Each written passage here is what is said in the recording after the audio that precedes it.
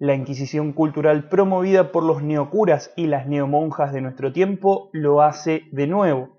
Así la cultura de la cancelación llegó a la película de Blancanieves y los Siete Enanos, un reconocido clásico del cine cuya historia ha entretenido a varias generaciones desde su estreno en 1937. La historia de Blancanieves la conocemos todos, trata sobre una hermosa princesa que es odiada por su madrastra, la malvada reina, que luego se enamora de un príncipe y termina exiliada en lo profundo del bosque para salvar su vida, que luego ahí conoce a los siete enanos que le dan asilo, pero que al final la reina la encuentra y haciéndose pasar por una anciana la engaña a comer una manzana envenenada que le provoca una especie de coma farmacológico, cuya única cura es el beso de su verdadero amor, lo cual nos termina llevando a la escena que aparentemente es tan controversial. La nota que empezó esta discusión en los medios viene del medio de noticias San Francisco Gate, hermana del medio de San Francisco Chronicle, cuya editora administrativa, Katie Dowd, en un artículo de su autoría, hizo un análisis sobre la reapertura de Disneyland después de estar más de 400 días cerrado. En el texto se explayó sobre la renovada atracción de Blancanieves y aunque elogió lo ofrecido al público, también dejó una importante crítica a los organizadores del parque. La atracción es básicamente una recreación mecánica del beso que el príncipe le da a Blancanieves. La autora en cuestión afirma que Disney perdió la oportunidad de actualizar la historia a los tiempos que corren e incluyó una escena que según ella fomenta conductas inapropiadas. Así, junto a la contribución de otra editora, Julie Tremaine, escribieron lo siguiente: ¿no hemos acordado ya que el consentimiento en las primeras películas de Disney es un problema importante? Que enseñarles a los niños que besar cuando no se ha establecido si ambas partes están dispuestas a participar no está bien. Luego de esto se valieron de la famosa falacia del año corriente y dijeron: es difícil entender por qué Disneyland en 2021 optaría por agregar una escena con ideas tan anticuadas de lo que un hombre puede hacerle a una mujer. Bueno, la verdad que ante esto hay mucho para decir, pero primero tenemos que tener en cuenta que no es la primera vez que la cultura de la cancelación arremete contra historias, series o películas del pasado. Pensemos en la relativamente reciente cancelación del personaje de Pepe Le Pew creado por Warner, en donde un artículo del New York Times, escrito por el periodista Charles M. Blow, se pidió la cancelación de este personaje porque, según el autor, normalizaba la cultura de la violación. También hizo un argumento contra el personaje de Speedy González por considerarlo un estereotipo racista hacia los mexicanos. A ver, esto no se hizo de un día para el otro. El hecho de que haya personas no vinculadas con los medios que argumenten a favor de esta posición, hasta aún personas del lado opuesto que discutan también, en fin, personas comunes que están en las redes, nos habla que se ha hecho un amplio trabajo de campo que desembocó en una muy rancia especie de neopuritanismo disfrazado de progresismo. Pensemos que el beso que el príncipe le da a Blancanieves se ha utilizado como ejemplo negativo en muchos talleres críticos terciarios y universitarios. Se podría decir que el intelectualismo progre viene trabajando la cosa hace bastante.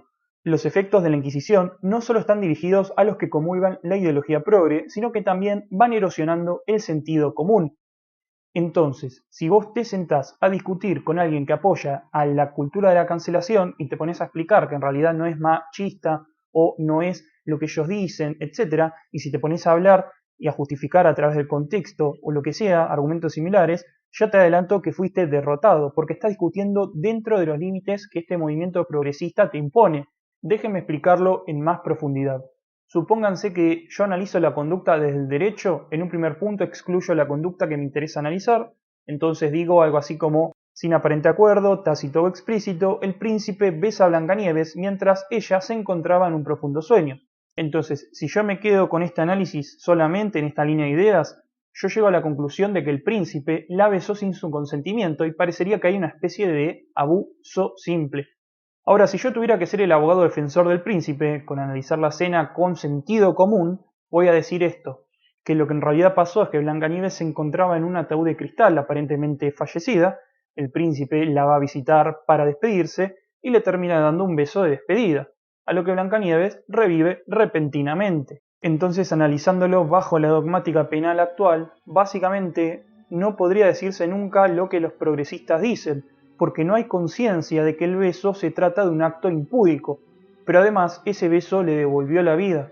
Así quien esté atento a la explicación entenderá que estoy aplicando el sentido común, así a través de mis sentidos obtuve la información correcta en cuanto a la cadencia lógica de los hechos. entendiendo el contexto real de la situación y encauzando la conducta correctamente. Esta operación mental que hice, la verdad que se puede decir en tan solo 140 caracteres, los de Twitter, y muchísimas personas, sin tener educación jurídica, llegaron a la misma conclusión. Entonces viene la pregunta, ¿por qué creemos que personas con educación universitaria en posiciones importantes no llegaron a esta misma conclusión? Justamente porque no quieren, no les conviene o no les interesa. El problema sos vos, que te pones a discutir a favor de algo que ya han considerado. Ante esto es muy importante que todos ustedes consideren lo siguiente. El sentido común puede cambiar y de hecho ya ha cambiado. Piensen cuando uno observa el movimiento del Sol. Decimos que el Sol sale y luego se oculta. ¿Por qué? Justamente porque es una cuestión relativa que entendemos a través de nuestros sentidos y el lenguaje. Más allá de que el Sol, por supuesto, salga por el este y se oculte por el oeste, lo que hacemos es darle un sentido a lo que observamos. Piénsenlo de la siguiente forma. Nosotros sabemos que la Tierra gira alrededor del Sol, pero esto no fue siempre así. Por un largo periodo de tiempo, la cultura occidental consideró que los objetos astronómicos en realidad giraban alrededor de la Tierra, es decir, lo que se llama geocentrismo. Y no fue sino hasta que pudimos, a través del avance científico, confirmar la teoría heliocentrista. Pero si nos guiamos solo por el sentido común de ese tiempo, al menos en términos relativos, parecería que el Sol era el que giraba alrededor de la Tierra. Pensemos en la lluvia. Nosotros ahora podemos describir científicamente cómo es que llueve, pero por mucho tiempo el fenómeno se le atribuía, por ejemplo, a un dios maya, que en ese momento se le dio por ser benévolo.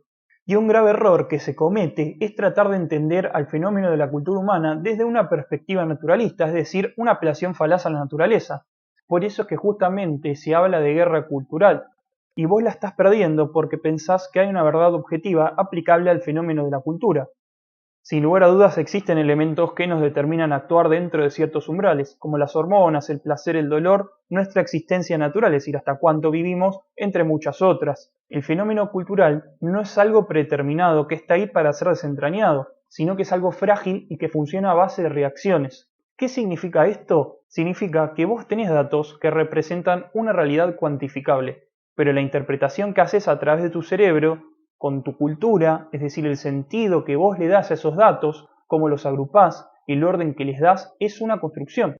En este sentido, al menos en lo cultural, no hay una verdad objetiva de cómo debe ser el humano, de cómo debe ser la sociedad, de cómo debe ser la cultura. Esto no es algo necesariamente malo o negativo. A mi parecer al menos, tiene más valor alguien que tuvo una crisis de fe y que luego la recuperó o la reivindicó, a diferencia que alguien que cree por inercia y nunca se cuestiona nada.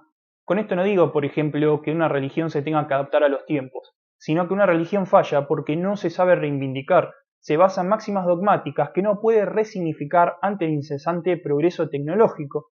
Los temas de verdad, significado o sentido cobran relevancia ante el clima social y cultural que se está viniendo. Si pensamos la escena de Blancanieves como datos, nosotros a través de nuestro sentido común, valores y creencias, ordenamos los datos y le damos un significado que, por lo menos yo, creo que es el verdadero. Pero a ver, si fuera tan verdadero, tan obvio, ¿por qué es que es discutido?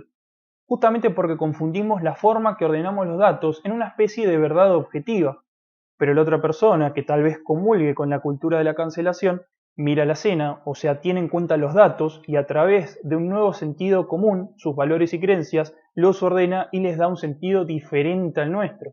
Lo que pasa acá es que en su marco de valores o marco ideológico tienen incorporado la ideología crítica de género. Por eso llegan a una conclusión diferente, a pesar de tener los elementos intelectuales necesarios para entender la escena del beso en su sentido correcto. El problema de la cultura de la cancelación es que es contraria al sistema, irónicamente, que le dio su origen. Es decir, el sistema que todos vivimos, en el cual todos tenemos la libertad de interpretar los datos como queramos y consumir lo que se nos cante.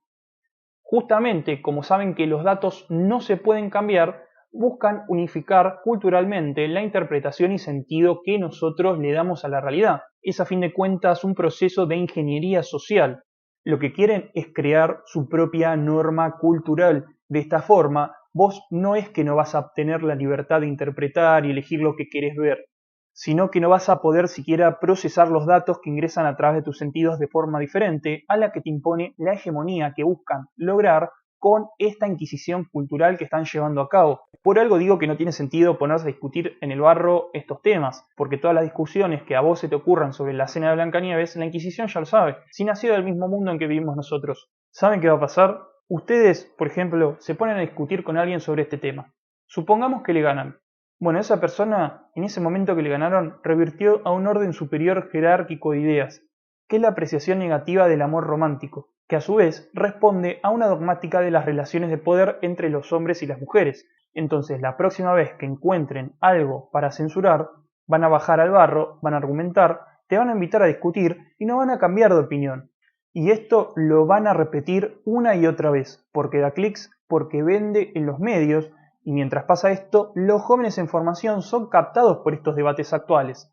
Mientras tanto, en los colegios y las universidades son formados estos mismos jóvenes bajo esta ideología, que cada vez empieza a ser más relevante para ellos, como una especie de retroalimentación.